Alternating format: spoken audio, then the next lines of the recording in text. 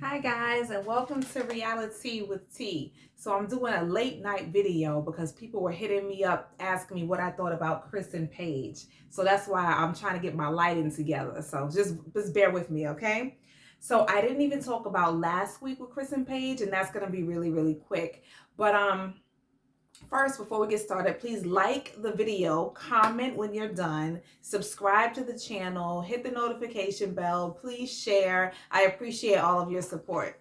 Okay, so last week we see when the family members come to visit, all of the people, the people on the show, right? So Paige's brother comes over with his wife, and she talks blah blah blah. She never felt this level of rejection and being toyed with and the whole thing. And I believe her. I mean, everything that she's been through, and you guys can go through my last videos to get the whole timeline of all the crap that he put her through. But to go through the things she has on national TV, my heart really does break for her because not even just living through it, but then to have to watch it over again, and then for everybody else in the world or whoever watches the show to watch it with you has to be completely humiliating. And I'm just so nervous about the shot it's going to take to her self-esteem and her self-worth. I'm hoping that she gets some therapy to get through this. Chris is not worth all the stress and strife, but the way things are playing out, I'm sure it's going to cause that, and as if it hasn't already.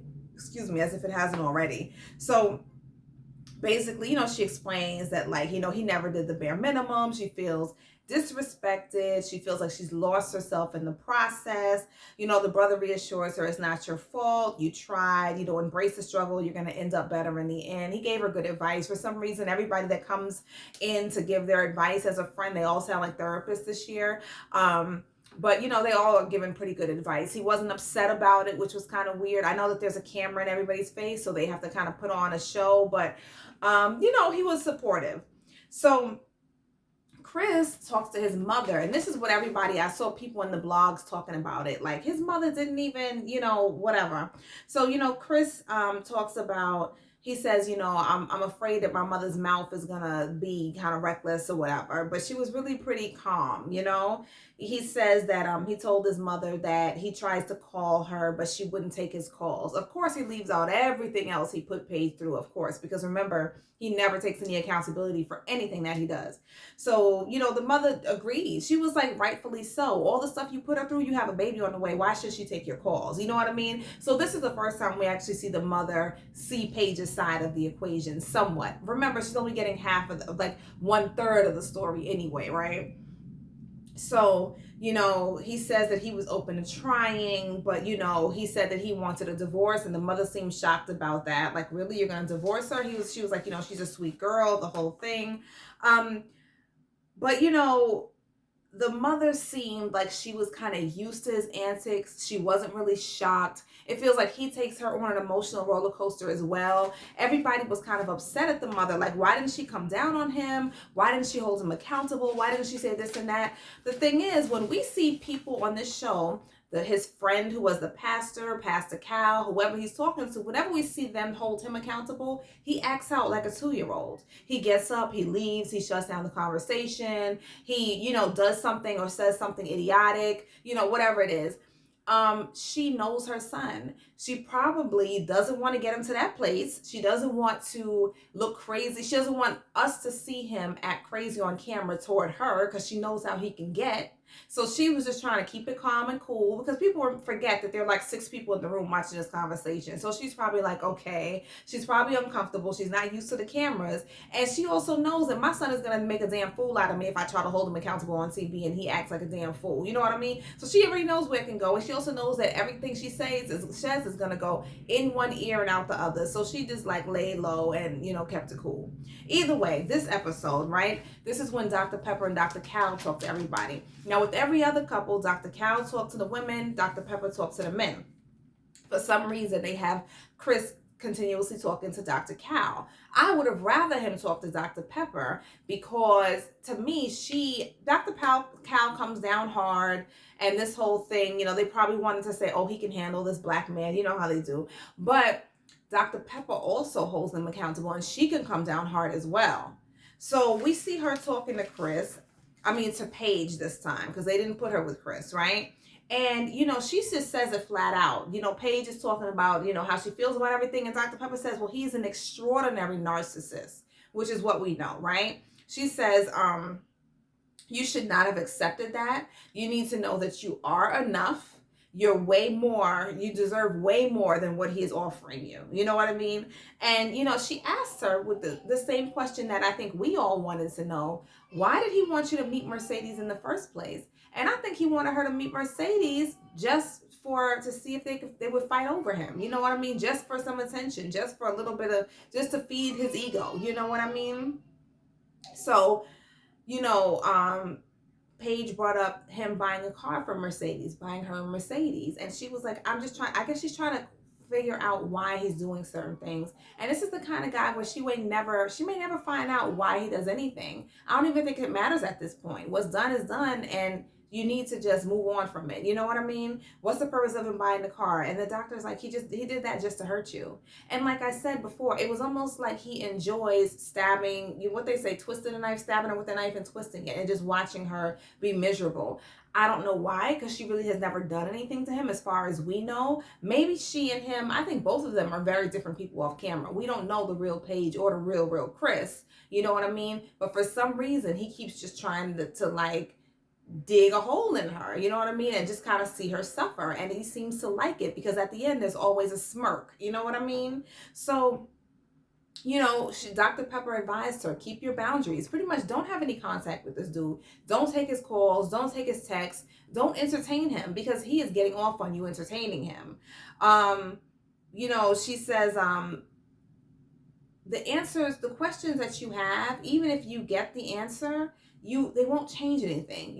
Paige keeps wanting clarification. She wants to face him again at reunion to find out why he did this in the first place. I mean, it could be a multitude of reasons. He probably will lie about it. How is that going to help you?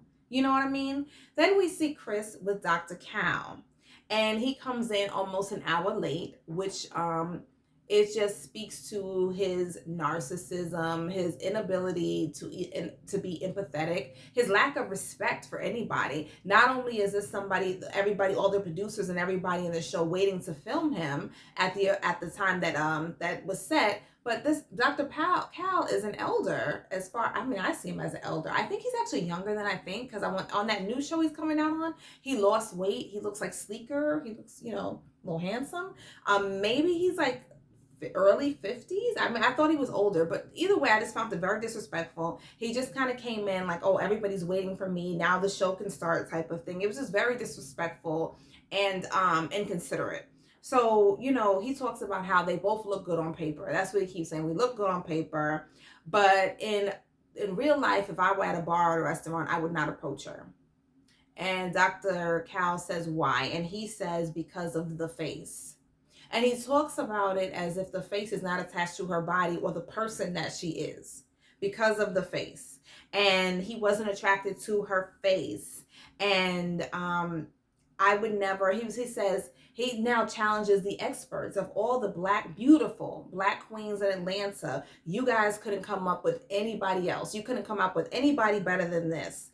Ugh, you know what I mean? Like, it's like you really picked the one. This is what he says. You picked the one that is just like, ugh. You know what I mean? He says that the experts are basically responsible. It was not that difficult for you to find somebody who I would find attractive. It was not that difficult for you to find somebody that was beautiful in this big city of Atlanta. He says she definitely is qualified in every other area. Yes, but he could not get past her face. Let me tell you something. I was disgusted.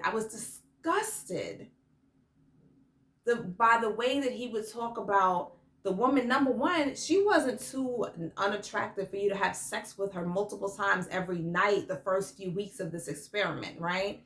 He had no problem with her, right? He had kept telling us that she was becoming more and more attractive in his eyes, the whole thing, but we knew what it was. Once the girl walked down the aisle and he looked at her and he said, oh shit, we knew he wasn't attracted.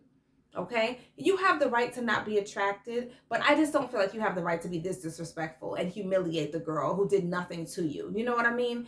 I thought immediately about her now watching this over with us.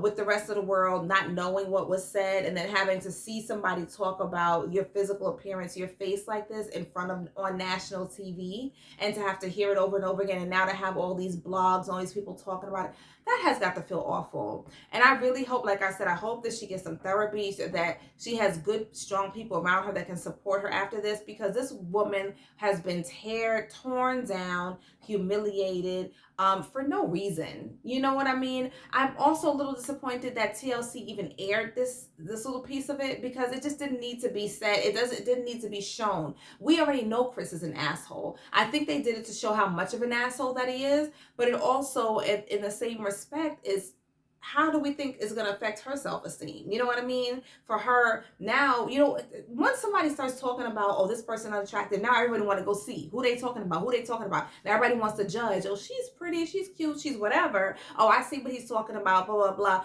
This didn't even have to be done. You know what I mean? I just feel like TLC, they need to have a little bit of responsibility. Where are the ethics in protecting the folks that are on the show? You know what I mean? Because this could send her spiraling downward. You know what I mean? I was just very turned off by that segment.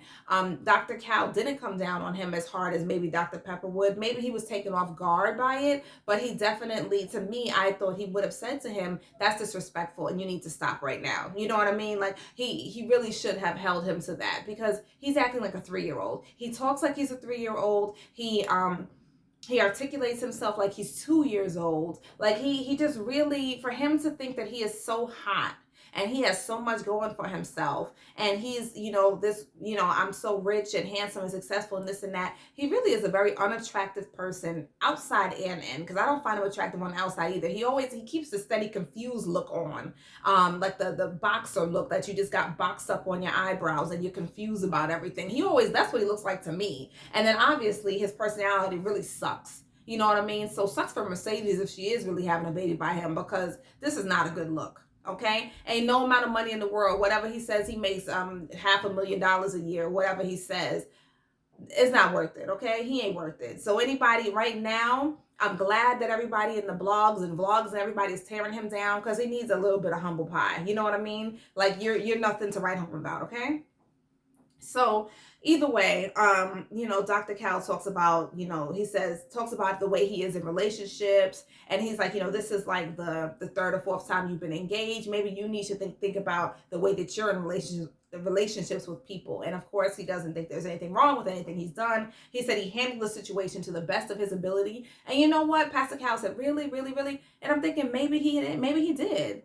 Maybe he is a little, like, he seems a little awkward or slow in the social, social behavioral department. You know what I mean? Maybe that was the best that he could do. Maybe he doesn't know any better. Maybe he doesn't know how to read a room. Maybe he doesn't know how to speak in a respectful manner, or to consider other people's feelings, or to be empathetic. You know what I mean? Maybe he doesn't. Maybe it is the best of his ability. You know what I mean? I don't know.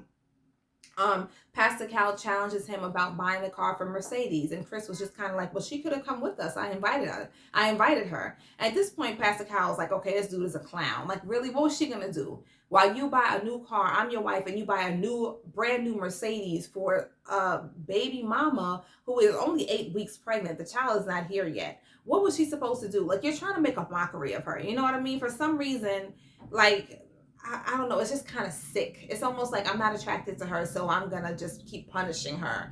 I don't know. I don't get it, but it's really weird. But Pastor Cal talks about him being impulsive, making very impulsive decisions, as far as like, he was like, yeah, I was considering buying Mercedes a house, this and that. And he's just like, you just don't make good decisions, overall. So you probably, when you're proposing to all these people, that's impulsive. When you're buying all this stuff is very impulsive and childlike. You know what I mean? He said that he cannot apologize to Paige for the way he's treated her, and he laughs about it. And I think that that's all we need to see of Chris. This relationship has dragged on so much. I'm sick of seeing both of them. I'm sick of hearing about them. I don't even think Chris should get any more airtime, because at this point, he is an embarrassment. He's a disgrace. I'm not embarrassed by him, but his parents probably are. He's a disgrace, and I don't think that his antics need any more airtime. Either way, let me know what you think. Like, comment, subscribe. Leave me some comments about it, because obviously I'm not happy about it. Thanks for joining Reality with T. See you next for the next video of the I will say the rank on the ranking, the number 4 worst couple of this week. Talk to you soon. Bye-bye.